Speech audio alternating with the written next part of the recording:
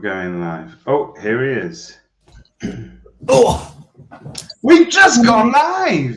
Good morning, everybody. And good morning to Mr. Simon Whale, who joins us. How you doing? I'm all right, thank you. How are you? Just in time. Simon, have you had a late night, early morning? Both? Yeah, I've been up early doing all my prep for today's call.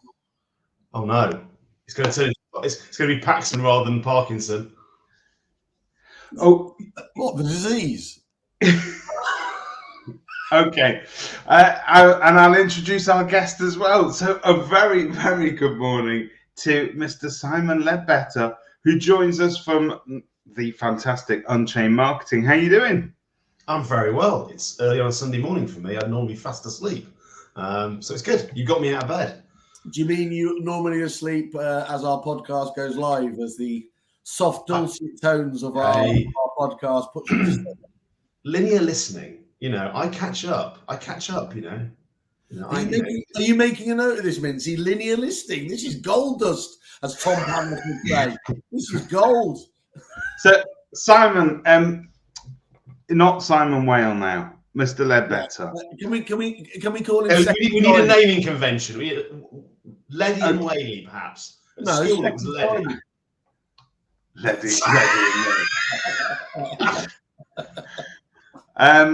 Leddy, if I may address you as such, for those of us that don't know who you are, I mean, there aren't that many of us left in the industry who haven't been touched by your marketing prowess. Tell us a little bit about how you got to where you are today. So I have a background it's all marketing. My whole life has been marketing since university. I did it in financial services. I did it in media. I was voted at school most likely to become a second-hand car salesman. I just did it auto trader with 350,000 cars, which is slightly different. And then I can't believe this April I have been in property for 8 years. So I was at Countrywide, I was at Knight Frank, I was at Keller Williams, I was the CEO of Fine & Country. And the reason why we're called Unchained is I've always been a chained marketer. I've had one client, either as a consultant or an interim or an employee. I've had to work for them, regardless of how good or bad they are. What I've done with Unchained is said, now I can just work with anybody. And actually I can work with people I really like, whose propositions and property and all sorts of stuff I like about them, and I can make them more successful rather than making sometimes quite awful people more successful, which you have to do as a chain marketer.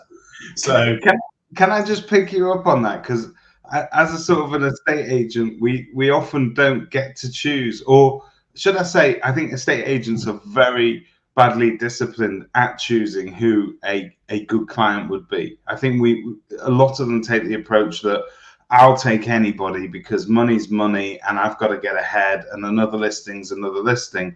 But as we all know, a bad client can be really awful to work with. Are you saying that you've had some real stinkers? I've had some complete stinkers. I mean, borderline. We won't use the word illegal, but people who you go, I'm not. This is sailing a bit close to the wind from a legal perspective, especially with in marketing things like GDPR. You just flag these things and go, yeah, I'm not actually sure we're allowed to do. Oh, GDPR doesn't really apply to us. I think it does a little bit. What's GDPR? General Data Protection Regulations, Simon, which I'm sure you live and breathe every day. Yeah, religiously. Yeah, well, GDPR for some people is very sort of 2014, and genuinely, a lot of people have forgotten what that entails. I mean, the thing is, what I found really interesting coming from financial services, GDPR wasn't new. There was a Data Protection Act in 1998 where many of the rules within GDPR already existed. We just sort of ignored them. You didn't in financial services, absolutely did not ignore them in financial services where I came from. So it was a bit wild westy when I came into property. And it's like, there is a Data Protection Act. Are we waiting for GDPR? No. There's already a law in place now that applies on data protection.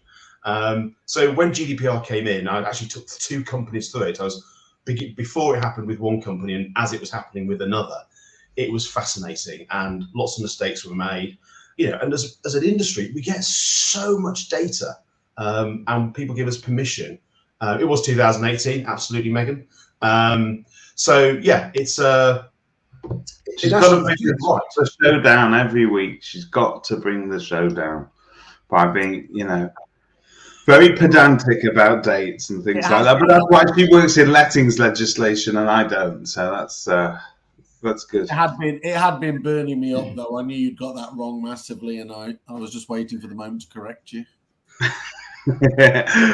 Simon, I think one of the things that I've been asking you or wanted to ask you, because I noticed that you've got your survey out at the moment, which is Voice of an Agent, which, by the way, I think is a great title for perhaps a singing competition or some sort of musical contest. Hey, it's better that it's the voice of the agent. So the voice, that's a singing competition in its own right. But yeah, it's I kind of did it as an experiment last year because I used to do it in financial services among financial advisors. For over 7 years, we got like 700, 800, 1,000 responses was our best year from independent financial advisors. And what was really interesting was the wisdom of the crowd. I mean, we most people here will say things in the the trade press or will appear in various events and things, but actually getting the voice of the troops, the people on the ground, in the dust and the dirt, basically fighting the good battle, getting their views is always really fascinating to me. And what was really interesting is how strong trends came through we had 553 agents completed in 2023. We're hoping for the same or more this year. And what was really interesting is if you do more marketing, if you adopt more prop tech, you will grow faster than if you don't. Now, you kind of expect something a bit more nuclear science than that, a bit more profound, but it was so correlated because we asked, did you grow last year? Are you growing this year? We're able to take the growth agents, look at their marketing budgets and their prop tech adoption. And if you adopt technology, you find the best prop tech for your business, you do more marketing, you will grow. If you don't, you won't. And it's kind of, it's like, well, that's kind of simple. It's good for a marketer. Yeah, I mean, it's sort of what we would on this side of things expect. But are you saying that some agents don't appreciate that they think? I mean, particularly where they can't read the climate, so they don't know how the market's going to span out for them over the next 12 months. It's uncertain. They're in uncharted waters. A lot of agents suddenly pull back on marketing, don't they, and go a little bit dark. They go a bit quiet. Which all the data tells us is the worst thing you can possibly do. We have so much research now from so many case studies and practical examples where businesses in different sectors have turned their marketing budget off in certain areas during a downturn. If you turn your market budget off or turn it down, you will lose market share, and there's tons of evidence you essentially lose it on a permanent basis. You have to go so much harder to get it back. The reality is, while what you do in marketing should change, you should change the mix of all the bits and pieces that you're doing, reflecting the change in circumstances. You should maintain your spend. You will do better during the downturn, and you'll also come out much faster than your peers. Because the reality is, if all your peers are turning off their marketing, your share of voice, your kind of presence in a market is going to grow significantly relative to your peers. But there's a great article from 2019. It just has to say, Google, should I turn down my marketing budget during a recession? Harvard Business Review. It's a really detailed analysis. It gives all the facts. But on my 30 years of marketing course, I present all the data from case studies and research from the early 2000s. Every downturn we've been in, you keep it up. If you keep it up and maintain it, it will really be in your benefit. And if you cut it, you will lose, and you'll be further back than where you were when you started, and you'll have to go doubly hard. I see Sophie's asking a question. Sophie's asking a great question, and if I can just add a little bit of context to that. We are living in, I keep saying this, but the golden age, but a lot of younger agents don't appreciate how lucky they are, because back in the day, when we used to market properties in black and white, we only had, if you said, I want to dial up my marketing, it meant I took another page in the newspaper, because that's literally all I could do locally to get my voice out there. These days, we have some zero cost options to getting your voice out there. and there are an immense amount of low-cost sort of marketing. They're not all amazing, but your money goes so much further, does it not? Yeah, so I'll answer that sort of in 3 parts. So I'll say what the 3 parts, and hopefully I can answer them really. There's a great model by a lady called Jeannie Dietrich. She's an American lady from New York who runs an agency called Spin Sucks, which is about PR. And she developed this model called PESO, P-E-S-O. Now, I've used the PESO model for years, but I never knew where it came from. So I tracked it down, found Jeannie, we connected on LinkedIn, and now I read all her stuff. But PESO stands for Paid, Earned, Shared, Owned. It's a circle, paid, earned, shared, owned. The point about owned media, it's your website, it's your existing comms to consumers. And guess what? It's free. You've already got it. You don't have to spend any money. Win! Shared. Little companies like Meta and LinkedIn and TikTok have basically created your own free, again, media company. So you got shared. And then earned, PR basically. PR has the highest ROI of any marketing that you have to pay for. But guess what? Only 1 in 4 estate agents list it in their top 5 strategies they use, even though it's the highest ROI. And then finally, there's that annoying bit called paid. You have to pay for it.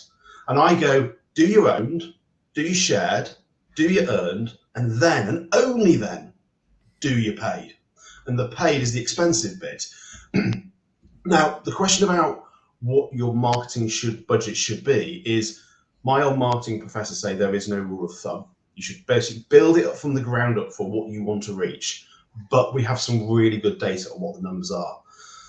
So if you are number 1 in your market, if you genuinely number 1, I don't mean you're 2.5% and your competitors 2.3% like we see in all the pie charts. I mean, you're 10% and they're 2%. You're literally market leader.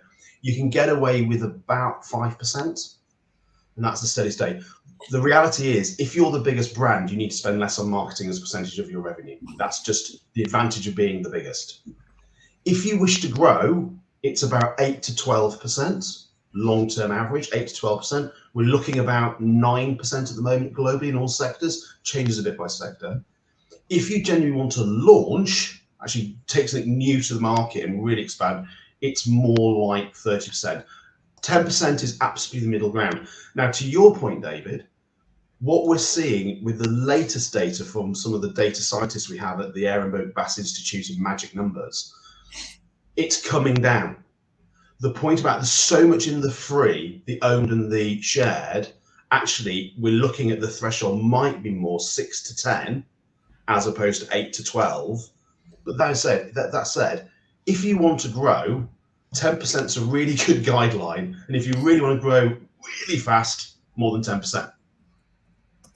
Because you do, I mean, talk about ROI, but you can demonstrate very clearly that the more you put in, the more you get out. But it's also got to be the right type of marketing, because a lot of agents don't understand what it is that turns heads or that engages conversations. I know there are people out there like Chris Watkin who will always, all his posts are all about what you should be talking about, what will engage the average man in the street or woman in the street looking to buy or sell houses. But it's interesting what constitutes bad marketing, right? Well, absolutely. And I think, I've spoken to people with, actually had a £52 million budget at one of the PLCs I worked at. And when I arrived, I said, so what's the ROI? And they went, I don't know. So we're literally spending £1 million a week and we don't know the ROI. Why don't I just take £52 million, put it in a big field and burn it? It's clearly having an effect, but are we doing all the right things? Oh, you mean the Kerfuffle business plan? Hey, don't burn it, Simon. Give it to me. I'll happily get rid of it for you. Trust me. I've got an industrial burner in the garden. Honestly, I'll take he likes the way that the new £50 notes, they melt rather than sort of burn. He loves it. Can I ask you a question, Simon? Can you have a great estate agency business without being a great marketeer? Now I'm going to really hurt myself by saying, you have a chance, but if you're trading on the back of an industry that's been the market leader for the last, say, 10, 20, 30, 40, 50 years, and you're trading on that history and the fact you've already been number one and you've come into the business at a point and you've taken that over, you can ride it for a while. You can be number one, but you're constantly under attack, and they'll remain nameless. There's a brand I worked for that absolutely was number one and traded on a very long history, and they could get away with being less in terms of market investment. But they've come under so much pressure lately, and they've not changed their mindset on marketing. And so you can do it for a period. Now, I spoke to an independent agent in the East Anglia, and we don't really do marketing because we've been number one for the last 30 years. You know, every house has our board outside. And it's like, yes, but look at the data. You are drifting backwards slowly, and you can have that black swan moment where you fall off. So I think some people get quite complacent if they've always been the largest independent in an area. They've got 20, 30, 40 years of heritage. People use them because everyone uses them. Yeah. My father used them, my mother used them, my uncle used them, my aunt used them. But that now, with the rise of self-employment, with much cleverer marketing organizations working with estate agents, they're under attack. So the best thing you can do is your number one is absolutely maintain your number one position, which is by doing good marketing. The advantage for you is you don't have to spend as much as your peers to have the same effect. Very true. It's cheaper for you to be as successful as you are and see off your peers because you're already number one. But, you know, as very few people are number one, because there can only be one number one in each area, most people should be really doubling down on their marketing and making it work. The opposite also to the thing I said, what people spend on the marketing. If you're not spending enough on marketing, our data tell us you're going backwards in market share. So turn your marketing on. Here we go. I agree. The pressure as the number one agent I feel for the last 21 years, I could feel myself sliding, which is why I've embraced all the market tools. Who's that? That's really good. So, Simon, we're going to come back to marketing because I want to talk a little bit about I keep saying it's highly acclaimed, but it really is, because every agent I speak to that's been to your 30 years of marketing in one day come back like they're wired on crack. They're like, oh my God, it was amazing. There were so many ideas and there was so much going on. So we're going to come back to that in a second. I just want to part of that. I want to pick up something that I'm very passionate about because I passionately believe that the veracity index is wrong, and that it's the way that the question is phrased and it's the sort of ordering that they ask it in.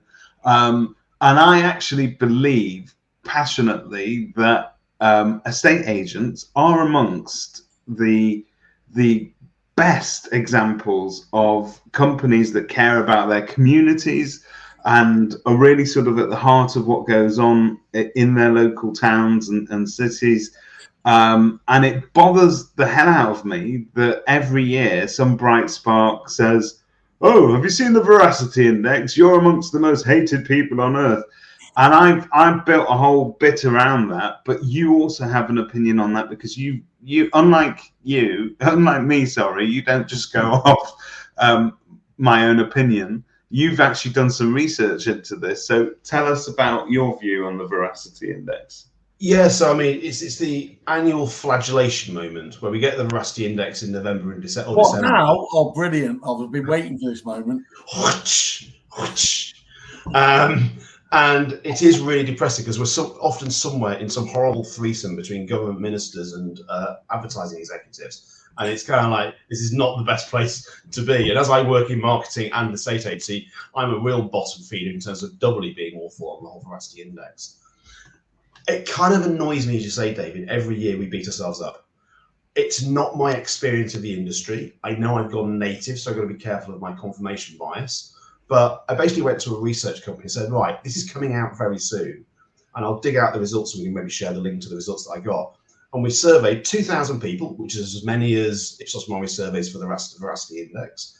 And we said, in your most recent transaction of dealing with an estate agent, did you trust them or not? So rather than seeing them as a mass, the homogenous mass of estate agents, think of your last transaction with an estate agent, either as a landlord, a buyer, a seller, or a tenant. Did you trust them? And the results were overwhelming. People trust the last estate agent or lettings agent they dealt with. And that's for all parts. It wasn't like tenants have a dim view of lettings agents, or buyers have a dim view of estate agents, or landlords. Every single category, thinking of the last transaction they had, they really, really trusted their estate agent. Yes, there was a tiny minority that I didn't trust them at all. But the majority were, I trust them a bit, I trust them a lot, I trust them completely. And if you added the trust together, it was almost the reverse picture of the Ipsos Mori. So I think I'm going to riposte every year now. Every year it comes out, I'm going to do my own research, and I'm going to do a different analysis. It says, yes, it's like politicians. We all hate politicians, because we do, because they're basically those kind of people. But anyone who's ever dealt with their local MP will normally go, they are fantastic. They've literally sorted me out. They've really helped me out. Very true. Very true. Very true. And that's the power of stereotypes right there, isn't it? It's a caricature. But there's, I've always questioned who, I mean, you're going after people that have recently transacted with an estate agent, which for me is scientific, because, you know, those people have experience. It's not based on, you know, which out of these three criminals do you think has stolen your car? It's more sort of research based, and it's transactional. And whereas this, I always worry to myself, who are they actually asking to fill in these Ipsos Mori forms? Well, the reality is, and there's some great work that LinkedIn did, and it's called the 95-5 rule. Again, I teach it on my 30 years in marketing. Only 5% of a market are ever in the market at that moment in time. So if you think 25 million houses, give or take, in the UK, I know it's more than that, but 20, makes the maths easy, 25 million, about 1 million transactions a year, give or take, up or down, 1.2 million this year, I think it is so far, 12 months. About 5%. That means 95% of people who answer the question are probably not in the market for selling a home. Then you take in the buyers, make them equivalent, that's about 10%. And then you take in the tenants and the landlords. But still, the vast majority of people who are being surveyed will have not had a recent experience with an estate agent. And there's that rule of thumb. If you have a bad experience, you tell 11 people. If you have a good experience, you tell one person. So if you've had a bad experience in a estate agency, which inevitably happens because it's a very complex process, which is why you want a professional handling it for you, when something goes wrong with the conveyancing or the chain breaks down, who takes the blame? The estate agent. They then tell 11 people. In the digital world, someone joked the other day at a conference I went to, they tell 11,000 people on social media. If they have a good experience, I might tell my wife. So it's really important for estate agents to absolutely leverage the testimonials. You know, use Google reviews, use FIFO, use Trustpilot. Whatever you feel about them, get recommendations, get case studies. Because in most cases, I did this big project for another PLC, and we looked at people's net promoter score along the journey. Yeah. And basically at the beginning, when people pick their estate agent, they're promoting, they're very happy. So yes, I'd recommend them. And then, I love the thread chat, about 6 weeks after they've been instructed, they dip into a net negative. So they become a detractor. They won't recommend them. And they tend to withdraw, go to a competitor, whatever they do. So we have this chasm of silence and despair in the middle of the process at around about 6 weeks, where when an estate agent should be absolutely going back to the house and saying, look, it's not selling, let's really help you. But then overall, when they finish the journey, sold subject to completion and all that kind of stuff, once they've reached that stage and they're out, they are net promoters again. So the data I sit on, the opinion research I did, vast PLC data of thousands of transactions, is most people, once they've been through the process, would recommend and trust an estate agent. And therefore, with that, if someone says they would recommend you, tell everyone they would, because they won't. That's really interesting, and completely confirms my opinion that was based on nothing but my gut feeling of dealing with estate agents, but also, you know, dealing with members of the public as well. There was a very interesting post this week by Jonathan Hanford. I don't know if you caught it, where a prospective buyer, doctored a survey report in order to chip their offer on a property. And somebody very, very unkind said to me years ago that they had a saying that buyers are liars, and that we shouldn't trust anything that they say until we've seen it in black and white. And so usually I would end up asking for a copy of a survey in order to sort of verify what it is that they're saying. But that's shocking that people will go that far. I mean, I suppose to give members of the public some leeway, they're very few and far between the people that will go to the trouble of doctoring a survey report. Well, we used to call it psychopathy, but we now call it antisocial behaviour problem. An antisocial, I think we don't call it sociopaths and psychopaths anymore. We call it antisocial behaviour.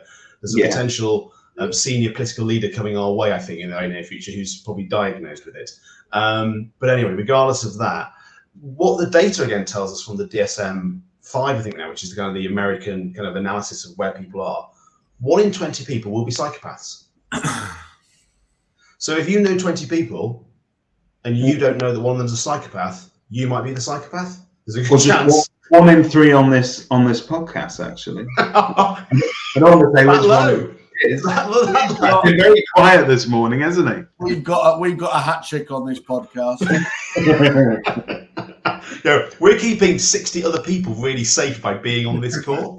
But bad estate agents, bad letting agents, bad landlords, bad tenants, bad buyers, bad sellers. They're kind of, yes, they exist. And that thing about telling 11 people, why do we tell 11 people of a bad experience and only 1 person of a good experience? Yes, I have taken the psychopath test. And I'm not one, thank God. Borderline, but not one. So that's because if someone really betrays you, and a psychopath has no remorse and feels no guilt. So they'll lie and try and get away with it. And they'll just be, it's all your fault if you challenge them.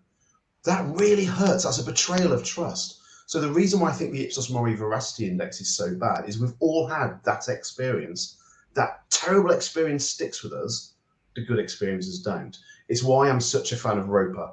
I know it's not the cure-all people think it was. It's not a silver bullet. There'll always be the rogue. If someone says, what's his name? The doctor, Harold Shipman. Someone mentions that. Yes, there's always going to be, however regulated you are, there'll always be a rogue element that gets through. I'm so glad you've mentioned Roper, because it keeps our Property Mart listeners really, really happy. They get warm, fuzzy feelings every time you mention it. But it's again, I'm a geek. I did the data. I looked at every country in the developed world on how strict their regulations were and what their average fees were. Again, I published an article about this. If you have regulation, you have higher fees. That's just correlated. It's just the lower your regulation, the lower your fees. And I think I am staggered about how little we pay for a state agency in the UK. When I was in South Africa with our team out there when I was a foreign country, they're going, how much? What's the fee? It's about 1.3% or 1.4% actually, and they go, we get 7. And you're like, and do you think there's a difference then? Because so we had a couple of weeks ago on the show, I think it was Harry Truman I was talking to, and we were talking again about veracity, and we were talking about how if you look at the veracity poll, you've got doctors and nurses that basically always seem to come to the top of the pile. And we did talk about Harold Shipman, we did talk about Lucy Letby, we did talk about all those horrific occasions where the people who we trust most with our lives end up abusing that trust. But it correlates with the theory that these are the people with our lives in their hands, and so therefore we have nothing but to trust them. We need to put our trust in them because so much hangs in the balance. So the question I asked was whether or not estate agencies not valued as much, because let's face it, we're not here saving lives now. And she came back with, well, a lettings agent is saving lives every day, because if you don't adhere to legislation, people will die, and that's why it's there. It is as simple as that. Maslow's hierarchy needs, one of the prime things we look for is shelter. What does an estate and a lettings? I agree with Harry completely. In lettings, you have much more of a closer relationship with your tenants, and look at Grenfell Tower. When things go wrong, they can be really quite horrific, and you want to observe them. But I think what you've got with the whole Ipsos Mori veracity thing is those top professions, yeah, absolutely, they have your life in their hands, but they're massively regulated. The reason why we're so horrified by the Harold Shipmans and the Lucy Letbys is they're so rare. And it's the very concept that in this thing we entrust with our lives. But I've always had this with property, and this is why I want it to be regulated, and I want it to be seen with the value that it is we live in a house or a flat. It's our most valuable asset. It's probably the inheritance we'll give to our children. It's such an important part of who we are as people, where we live. And who's dealing with that? A totally unregulated market. And I wouldn't go to a financial advisor who wasn't regulated. I wouldn't go to a dentist who wasn't regulated. I wouldn't go to a judge. I would go to some person and say, could you judge my case for me, you random person who's basically just decided to become a judge today?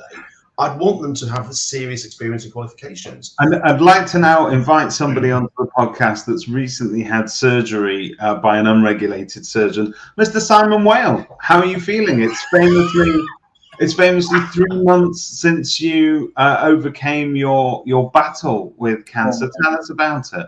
What, Cancer Light? Yeah. How are you feeling having reached this fantastic milestone?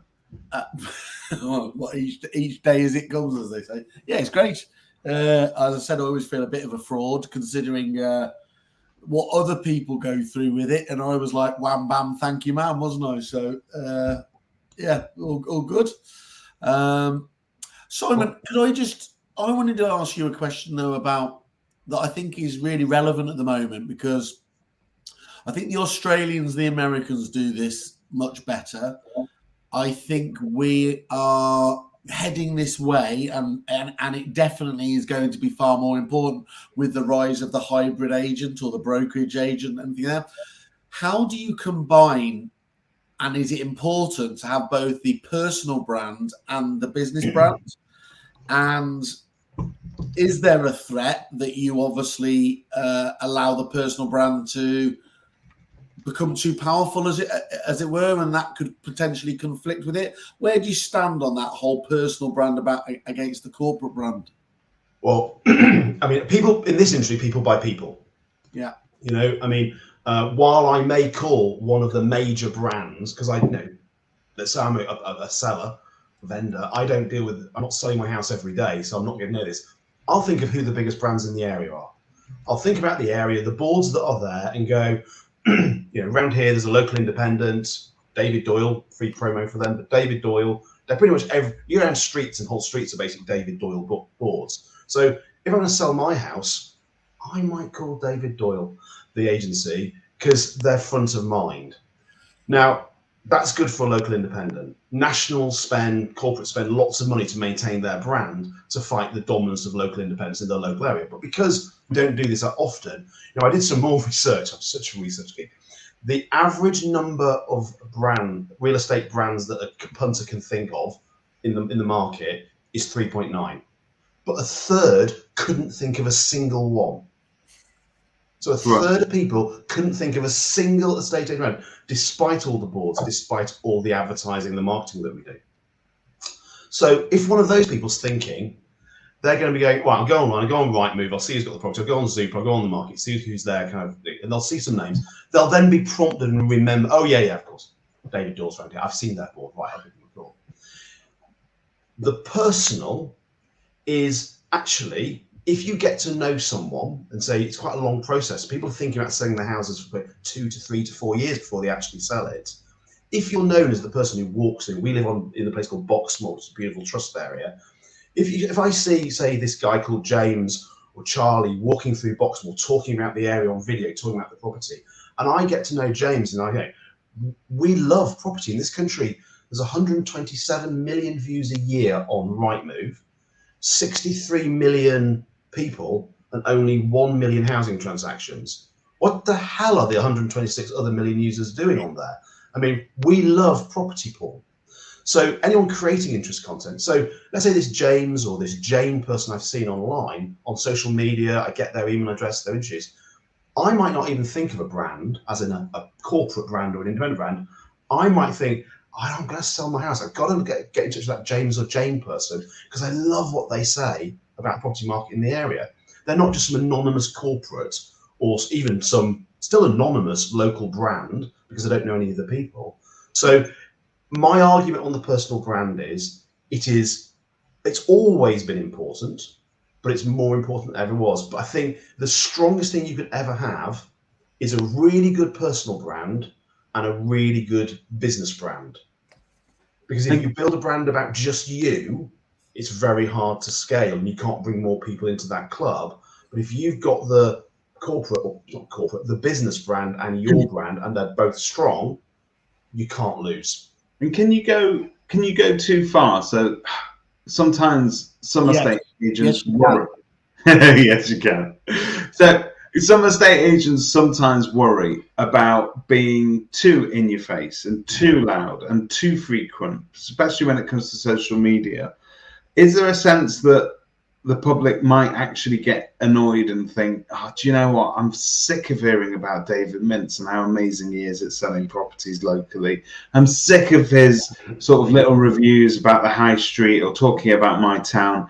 I'm sorry, but I don't choose an estate agent every day. But the next time I do, I don't want to hear from him because I see him everywhere.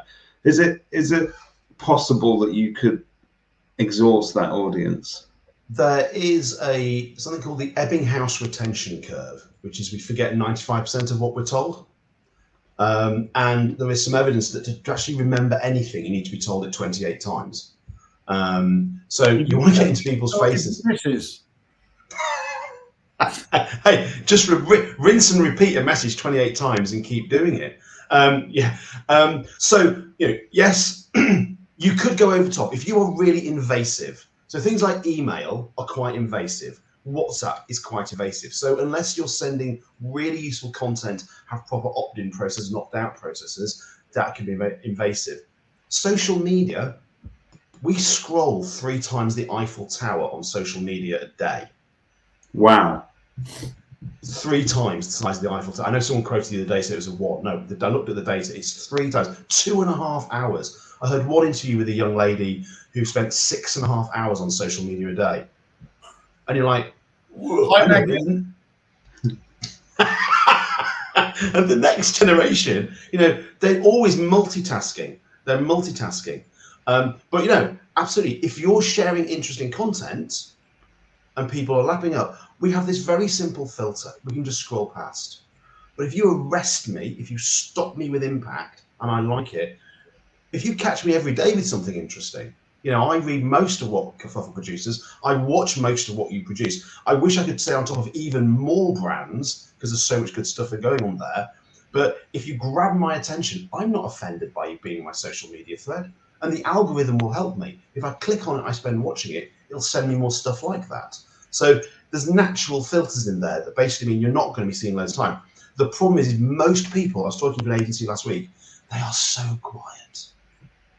Shh. Yeah, it's true. I think there's a lot of agents out there that still, I was there 10 years ago, I was definitely there when I saw the first guy do a property video. I forget who it was that sort of made it famous, but when I saw them, I would cringe inwardly. I'd go, oh my God, I can't believe they're out there with their phone doing all that sort of, hi guys, I'm outside this house. But, fast forward 2 years and I was doing that every day of the week because it works. It works. It works when you are.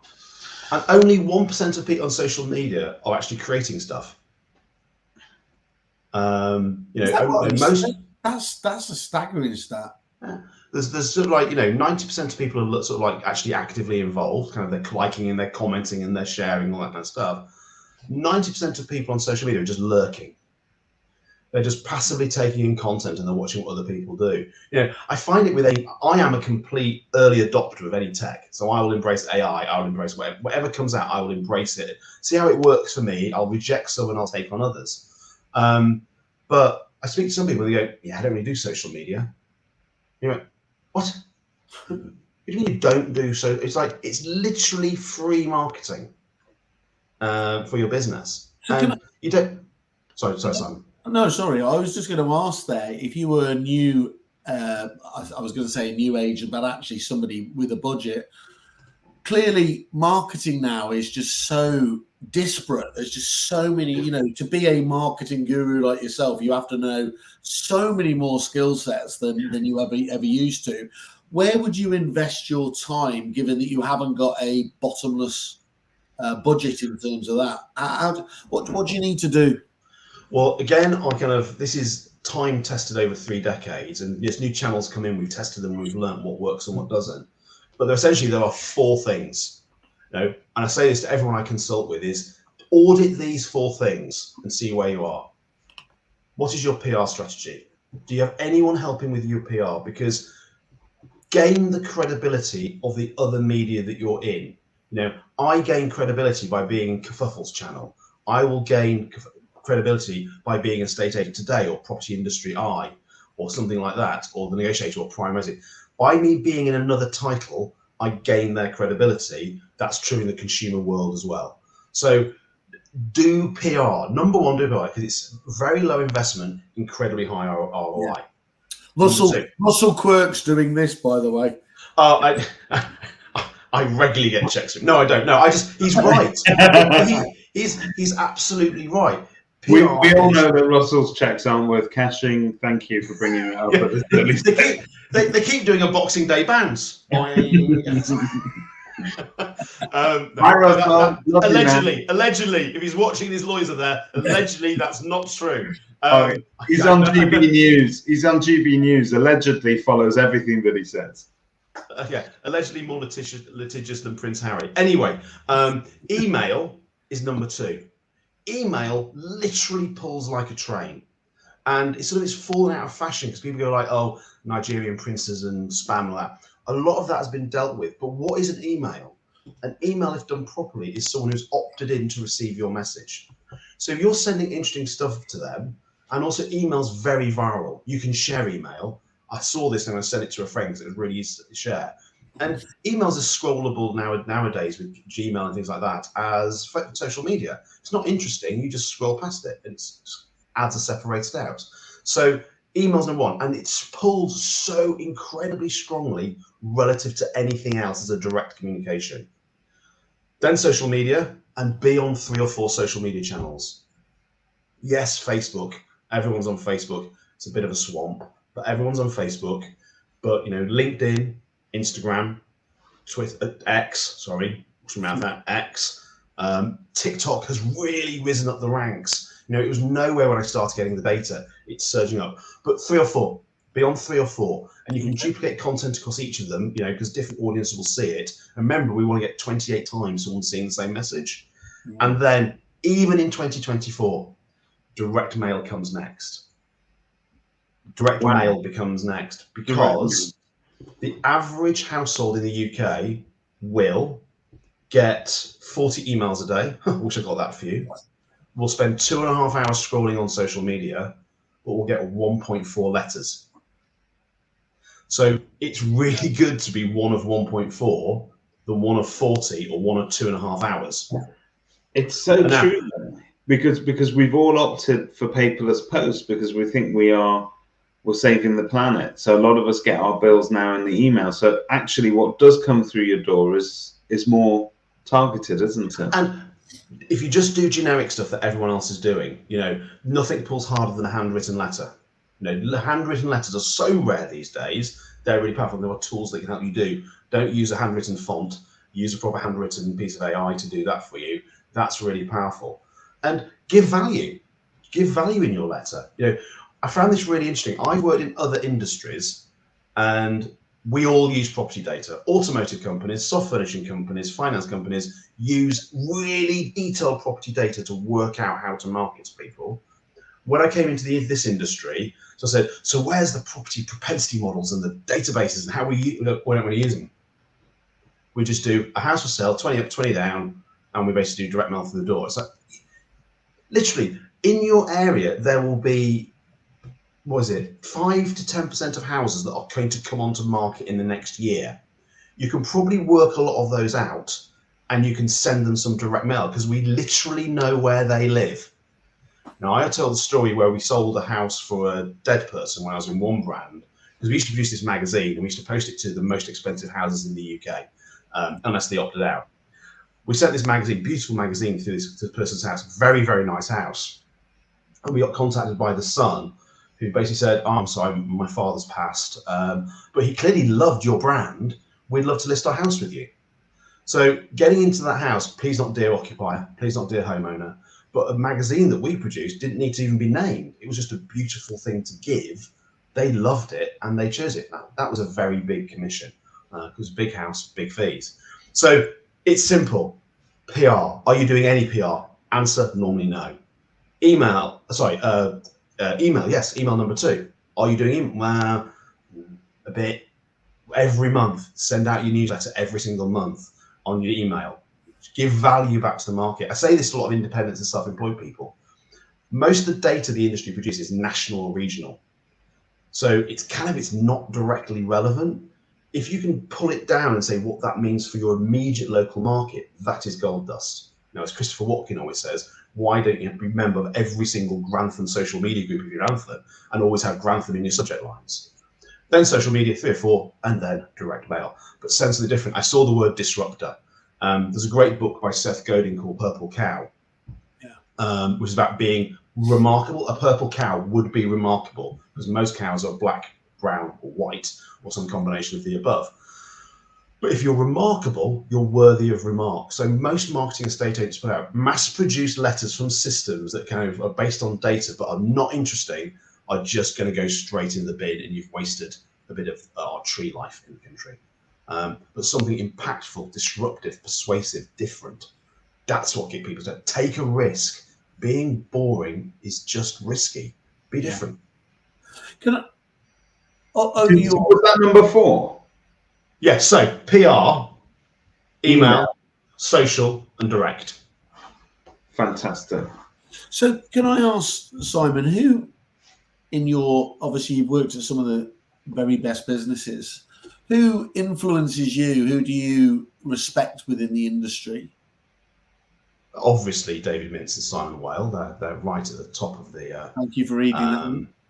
It's understandable. It's a pleasure to have you here on this podcast. Thank you. Mutual fan club now over. And then anyone relevant? There are too many names to list because I wouldn't want to miss anyone out. Oh, that's the coward's route. Oh, no. This is the Oscar speech. I'd like to thank everyone. Hang on a minute, Simon. You were just saying, "Be brave, don't be boring." Hey, that was just me leading in. That's me. My apologies to anyone I miss now, as I say. Okay, good. This is but some of the names have popped up already, and I'll use those ones first. Russell Quirk. I think everything he says about PR is really intelligent. Christopher Watkin, most of what he says, I think they're both people who divide opinion. I like people who divide opinion. It's just the way that Chris says it that really annoys me. We love you, Chris. We love you, Chris. Christopher. Sorry, not Chris. Christopher. I'm a huge time for the guys at PVS Media. Chris England and Matt Lee. I think she's still on this Megan 18. Since I've met her, I've literally loved everything. I've not come across her. Never heard of her. She's very quiet. She's very quiet on social media. Harry Truman, you mentioned. Alex Tan, Jonathan Hanford. What he says, always worth gold. This is the problem. I could go on now for an hour mentioning names, and my fear is I'm going to miss someone and offend them. But I think it's kind of obvious who they are because they're ever present. They're making noise. Toby Martin, Chris Webb, Simon Gates. All right. He knows his agents. He's involved. Simon, ask the next one. Well, I was just going to ask the question. I mean, you say it's easy, but there are so many characters. Is property genuinely? I have a theory that it is more full of characters than I know. Everyone thinks their industry is unique and special, but this one is pretty special on that front, isn't it? What is it? What is there about a state agency that creates these great characters? Love that question. So I've been a bit promiscuous professionally. I've slept with a lot of industries. you know, and you know, I've fluffed them and I've played with them and I've had a lot of fun in different industries. It's a Sunday. Keep it clean. It's not been after the watershed, but for some reason I've arrived in a estate agency. What do we call the industry? Because if you say real estate, that really upsets people. If you say estate agency, you're missing out half the industry. Lettings agency. If you say property, that includes construction. I kind of think we need a naming convention. But anyway, I've been in this industry for 8 years and I've stayed in it. And I think I was doing this with a consultancy with a client a while ago. Is why are you an estate agent? There are easier ways to make money. And when we boiled it down to kind of Simon Sinek's why, your golden circle why, you know, what you do, how you do, and why you do it, what came across really quite loud. See, there's a name up, Sophie Lang. I love Sophie Lang. Names are going to pop up, and I would have listed them if you give me an hour to list them. And I'm devastated I haven't mentioned Sophie now. Jim Parker. Jim Parker. Yeah, exactly. Yeah, Jim Parker. Listen to him all the time. People in this industry sort of have to like people. If you're going to go into someone's house who could be quite repellent and deal with their property issues, and you have to get them to like you, because that's why they're going to choose you, you have to be a bit of a chameleon, and you have to be about helping someone with their quite complex transaction. And that takes a specific kind of robust yet charismatic person who wants to be liked. And that makes it quite likable to be in. It's a lot of fun, you know, and I know there's a lot of hassle. I know we go through tough times, and you know, I'm getting some data from the Voice of the Agent this year about mental health, and actually I'm doing it. I'm going to share the data with agents together.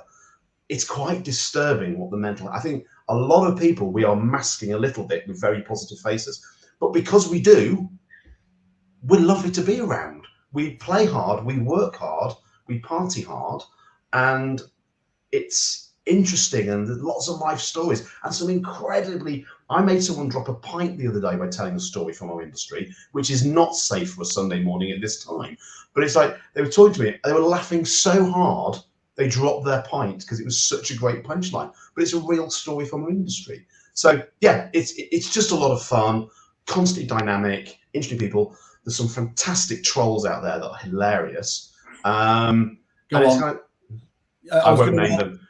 I was going to ask you earlier when you were talking about sort of psychos, top 10 psychos in the industry, but 3 names spring to mind immediately, but I'm not going to say them. I wonder if one of them's even real. So there is one in particular that comments on pretty much every Property Industry Eye article, and yet anybody you talk to and ask, have you dealt with that person? They have never met them or transacted with them. So there's a lot of fake names out there, isn't there? Yeah, well, that's the challenge. I mean, I think actually I would be a big fan of actually the trade, because of the nature of our industry, and actually there are some interesting characters. I think we should have our honest names on all these channels. I think you should be identified who you are. It's not like, you know, X or where actually sometimes you need some anonymity, because if you're in a more restrictive authoritarian regime, you can't be named because they'll kill you. But that's not going to happen. Enough about property, Mark. Enough about property, Mark. They've never knowingly killed one of their leaders yet. And a very good morning to Nathan Emerson if he's watching. I've just thought this is the first break in the Property Mark series, isn't it? So you've done well. I can't be a member. So talk about you. So you can't be a member because you're a supplier. Yeah, I'm not. I'm not an estate agent. I'm not a lettings agent. Okay. I'm a supplier. So let me ask you about suppliers for a second, because you told us about various different people that inspire you. Is there anybody in the supplier space, and I know that it's hard to choose just one, but is there anybody particularly in the supplier space that you think is doing something different at the moment that you really sort of looked at and went, do you know what? This is new. This is a game changer. Well, I can think of lots actually, because there are some real game changers out there. Again, I'm going to offend people who I know, like, and trust by just picking these 3 names, but I will pick them. I'm huge fans of 20EA. Yeah. I mean, I love that. I've used all the providers, and I think, you know, okay, I'll mention them: Home Search, Sprift, Spectre. Bricks and Logic. I think they're all great. And I have a lot of time having one of them, but I've genuinely enjoyed working with the data from 20A and how I can use that within my business. So I think 20A or one of its alternatives, you should, if you don't have data, you've got nothing but uninformed opinions. This is a great question from Mr. Jim Parker. What books are on your shelf, Simon? What do you read? What you've got behind me is you'll have a lot of Seth Godin, Drucker, Kotler, Gladwell, Puluzzi, who does a great book called Epic Content Marketing. It's basically the Bible of content marketing. Some Jim Collins, a lot of people like Richard Branson and people like that. Oh God! Don't start Jim off on Richard Branson. He was on Necker Island with him. Oh God! As long as he wasn't on Epstein Island with him, we're all right. But I mean, I think if people are interested in marketing, I cannot recommend. There's lots of books out there, but Seth Godin is fantastic. He writes really accessible content, and all his books. Best one big for me is All Marketers Are Liars. It's a great title for a book, and The Big Red Fez. I think Seth Godin, Gladwell. Who else I said? But if you're academic, it's Drucker and Drucker. So apparently Megan says that there's a whole Amazon gift list made by Toby Martin, so we can buy all of your recommended books. So we will try and get the link to that and share it. None of the proceeds go to Kerfuffle, unfortunately. But whatever. I'm not averse to giving other people a shout out. Can I ask the big question, which everyone's tuned into? So we've got some amazing people here. So we've got Ian, Jim, Angie, Sophie, less so Megan, but they have won a huge amount of awards and have been recognised for it. How should you best use awards, Simon, to promote your brand? After you've done the hard bit, you've won the gong. Chris will tell us don't publish your pie chart and everything else. But if you look at the likes of the amazing Michelle from JDG and how she uses it, and she does it in such a it's confident. But I was going to say humble, but it's not humble because she's got it blown up. It's anything but humble. It's just the way she does. But I don't think you should hide behind it. And I have a theory. There's a really lazy comment that they're all the same, and do the public really, really recognise it? But I just think that independent accolade does have a role. What's your view on it, Simon? I think have a humble brag. It's that you've won an award, that you have great feedback scores, whatever it happens to be. I think you should tell people about it. If other people have judged you and other people have said you're the best in the industry, I would share that result. Like Jim, I got an award from 2009, which is the most effective marketing campaign of the year. I still trade on that because going through getting an award is actually a lot. And let's give credit to people who go through the process. It's a lot of work getting together to do an award. But if you've got an award, tell everybody. Tell everyone in your organization to tell everybody. Because the likelihood is this is why social media is so important. If everyone in your company and not just the company itself shares the results, and everyone in that company shares the fact you've got an award, you will literally reach your entire target audience on social media. Because we all tend to know people who live where we live. So that you've won an award, it's a point of difference. PR, highest ROI, it's part of your PR strategy. So we've got some people mentioning names of different industry awards. Is there a sense, though, that some awards are better than other awards? Obviously, our Kerfuffle podcast has the best award ever. My mum watches it and she thinks it is the #1 podcast in the world. And she's right. She is right. She's right about a lot of things, my mum. Are there others? I've never heard of any others. I think podcasts are really unique. I don't think there are many of them in our industry either. But joking aside, as an agent, is there a sense that awards that are, because a lot of people make a lot of fuss about the ESTAs, for instance, are based on actual feedback from actual reviews and actual clients. Is that better than being awarded it by an audience of your peers, for instance? No, I think all awards are valuable. I mean, ESTAs is, so we call it the Oscars of the estate agency there, but I think all awards are valuable. All awards have their merit, and I think EA Masters, what are they called? I forget the name. That's really embarrassing now. The negotiators. Yeah. The point about an award is it is a PR moment. Yep. And I was always taught, and this is true of events and awards, how you should divide your time. 30% of your time is before the actual award itself. It's kind of like all the event. 30% of your time is at the event, at the award, but that leaves a big old chunk. 40% is what you do after the event and after the award. It's how you then sweat that asset. 30% getting you ready for the event or creating an application. 30% on the day it's happening, the announcement, cheers, everyone together, cheers, team shots, whoa, hey, PR coming from all the channels that promote them. But then that's still leaving the largest single chunk of effort is what you do for the next, as Jim said, for the next 15 years. What you should do for the next 6 months or 12 months until the next award comes round. So really, really sweat it. Don't just see it as a spike. See it as a constant journey you're going through, that going up to it, coming second, nominating. As a true marketing expert, can I get your veto that no one should ever use the line, "We've only gone and done it," as the opening line of their post?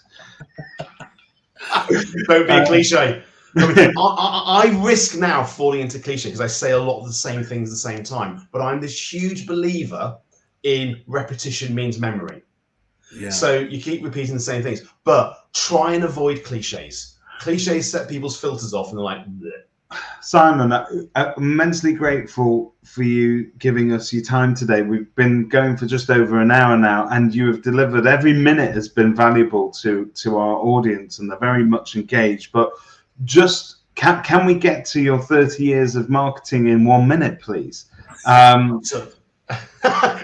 No, so look, you've demonstrated adequately. I think you kind of know your stuff when it comes to marketing, and it's very, very interesting. There's loads and loads of content here and loads of value. But your 30 years of marketing in 1 day has been described by one agent in particular. They've told me to go to sleep for a couple of days before I get there, just so I've got enough energy to absorb all of this. But it really is. People are going away raving about this.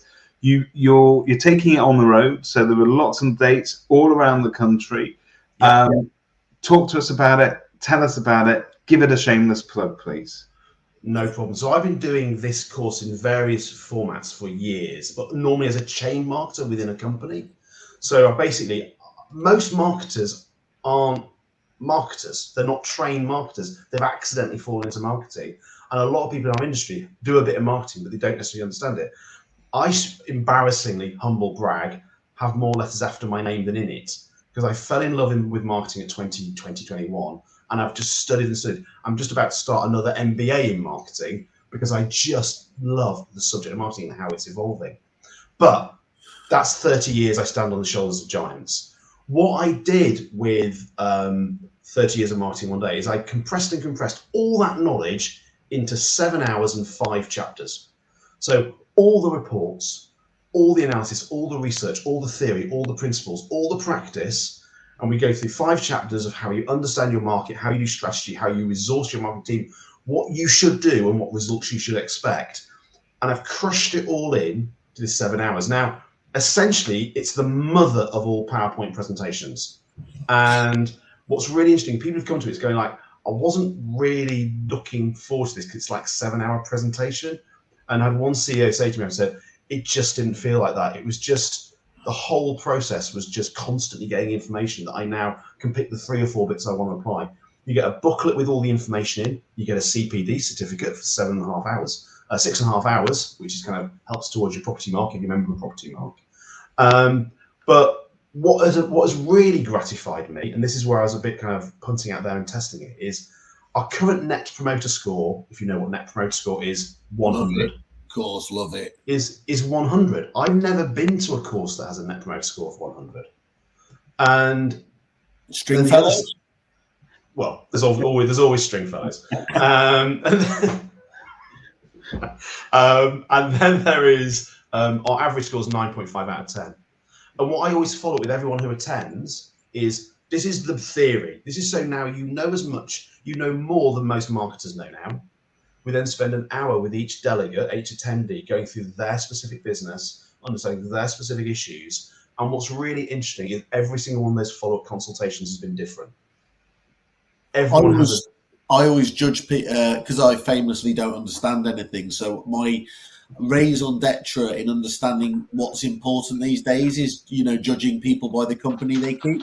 And the people that have been attending your courses they're just the great of the good, Simon. So, and I would have thought a lot of these guys know their stuff, and they still feel like they can learn more coming to yours. And as you said, almost every one of them leaving a video testimonial tells its own story. So I think that I'm massively humbled by the people who've attended and the quality of the feedback. I was happy with what I produced, and the nice thing is because we have these feedback forms. Every time we get feedback from 10, 12, 18, 28 in Milton Keynes, brilliant people. So the next time it's even better. So it's a constantly improving presentation based on what people are saying. But yeah, events every single month. If you want to come to Cape Town in November, we're doing it in Cape Town.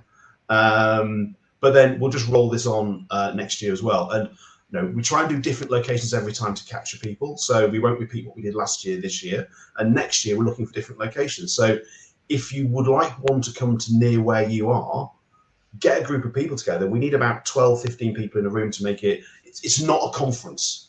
I couldn't do an 8-hour, 7-hour conference with 150 people of a PowerPoint. It's very interactive. It's people asking questions and discussing one another. I always find it funny. People do more business in the room with one another than they do with me. It's kind of annoying. I should be on commission.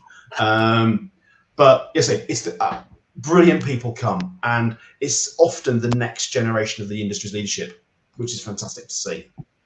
It is brilliant, and I'm going to keep using the phrase highly acclaimed because it's the closest we've got to a Broadway musical that is touring at the moment in our industry. And I have to congratulate you and absolutely applaud you, because I think that one of the issues we have sometimes is that we split the crowd between the haves and the have-nots by having too many London-centric events, venues, etc. Sometimes people go for an easy win and say, all right, well, let's plonk one in Birmingham. You have got one in Birmingham, but let's not leave out the north. So you've also got some further north. I mean, I think that's great. Taking it on the road and bringing it to the agents where they are. You're making it accessible. You're taking away the need to travel.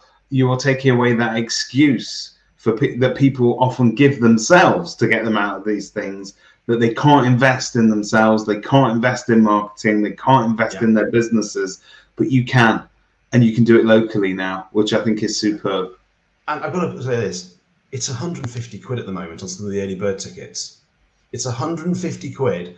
I have spent so much more on that on my marketing education and in marketing budgets, and you get it all in 7 hours for 150 quid. I mean, I think it's a bit of a steal, if I'm honest with you, but last question. If you were to advise the government on what should be added practically to school syllabuses in the day and age that we live in, do you not feel that marketing should be on there for kids? Should we not be educating people at a younger age? I did a video with Matt Lee from PVS Media, who I mentioned earlier, and we got into quite a big talk. I don't think it'll make the final cut about. We home educate our kids. As a complete aside, we home educate our kids for various reasons. Very brave. Yeah. I don't think our education system at the moment equips children for the world we live in. I think we should absolutely teach entrepreneurship. I think we should don't teach them logarithms and obscure trigonometry. Yes, some basic addition, subtraction. We should teach them personal finance. We should teach them the importance of getting on the housing ladder as soon as they can by whatever means necessary, because that will literally change their lives more than knowing logarithms or trigonometry. And I think basic skills within business, because now we're all moving to this solopreneur world, I think training people from a very young age, because some of the best entrepreneurs started being entrepreneurial in their teens. So if you can help those people get started really earlier, I mean, I'm a huge fan of university, but in reality, I don't think it's necessary in 2024. You can do Harvard courses online for free. You can literally go to some of the best universities in the world for free online, learn what you need to know. Bit of paper helps. Bit of paper will always help. It's why we do a CPD certificate for professional membership and all that kind of stuff. But I would absolutely be looking at the way we teach our kids today and teach them. So I always say this, we have an education system that was basically developed in the 18th century for an industry of the 19th century, taught by people from the 20th century for children in the 21st century. And I just feel that's probably not fit for purpose. There was this great video that came out of early noughts called Shift Happens, which obviously play on the word something else, which we won't say this time morning. But it was the top 10 jobs in 2010 did not exist in 2000. So what are we teaching kids for? No, and we got probably some of the most qualified shelf stackers in the world who've all got degrees working shelf. So nothing wrong with shelf stacking. It's fascinating. Fascinating. But I think we need to give our children practice. You know, it's why I love Germany, and they have proper technical colleges, and they're as important as the academic. Yeah. You know, see, there's me with a throwaway question at the end of the podcast, just tagging it on, and I've ignited this passion within him. I'll get off my soapbox. It's just, I love entrepreneurship, and I love kids being educated to be successful in this world and fulfill their potential. Well, I'm going to go back to being Parky now, and less Paxman. Thank you, Simon. Good luck. I hope your new album is a success. Thank you. That's all we've got time for this evening. No, but thank you. It has been absolutely fascinating. Every minute has delivered value, which is rare for a Sunday morning sometimes. But I'm glad to say this is the podcast with personality that keeps giving. Thank you once again to Mr. Simon Leadbetter. Go and check out his course. Go and do his survey, because it's important, right? It is important. The information you're gathering, we're going to use for the good of all of us, right? Everybody gets it. I'm not using this for me. Everyone who does it gets it. So everyone gets the results. I'm not selfishly creating this for my own purposes. We'll do the PR. Everyone gets the results. Yes. Everyone can come to 30 years of marketing for 150 quid, £3 a week, 150 quid, 30 years of marketing in one day.